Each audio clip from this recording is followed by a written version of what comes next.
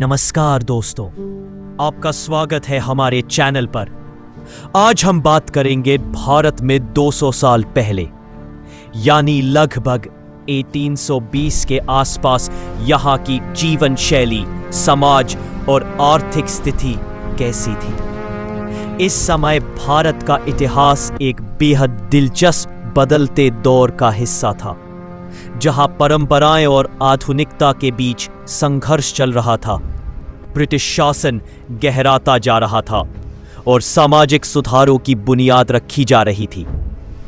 200 साल पहले भारत का अधिकांश भाग ब्रिटिश ईस्ट इंडिया कंपनी के नियंत्रण में था। 18वीं सदी में मुगल साम्राज्य का प्रभाव कम होने लगा। मराठा, सिख और स्थानीय रियासतें अपने क्षेत्रों में शक्तिशाली बनी। ब्रिटिश धीरे धीरे सत्ता में बढ़ते गए और भारत की राजनीतिक, आर्थिक और सामाजिक धारा को बदलने लगे।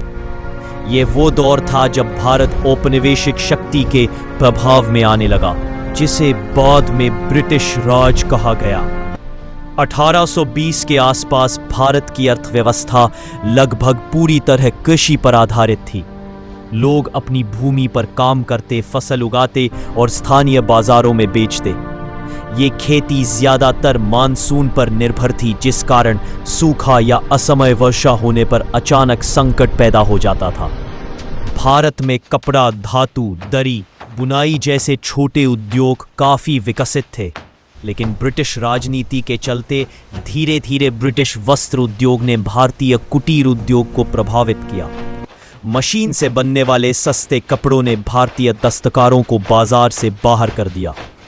इसके परिणाम स्वरूप जीवन सरल था, लेकिन आज की तुलना में लोगों के पास कम संसाधन थे और वे पारंपरिक तरीकों पर अधिक निर्भर थे। लगभग 70 से 80% लोग गांवों में रहते थे। बड़े शहर कम थे और गांवों में लोग मिलजुल कर रहते, खेती करते और एक दूसरे का सहयोग करते। खेती, पशुपालन, हथकरघा, कारीगरी ये रोजमर्रा के जीवन के मुख्य आधार थे। शहरों में भी छोटे छोटे बाजार और हाट लगी होती थी, जहां किसान और कारीगर सामान लेकर आते और बेचते थे। बड़ी फैक्ट्रियां नहीं थी, इसलिए लोग अपनी शारीरिक शक्ति और पारंपरिक ज्ञान के जरिए जीवन यापन करते थे। भारतीय समाज उस समय बहुत परंपरागत था। परिवार, धर्म, रीति रिवाजों का जीवन में बड़ा प्रभाव था। जाति व्यवस्था समाज का एक अहम हिस्सा थी और लोगों के पेशे और जीवन के नियम अक्सर इसी से निर्धारित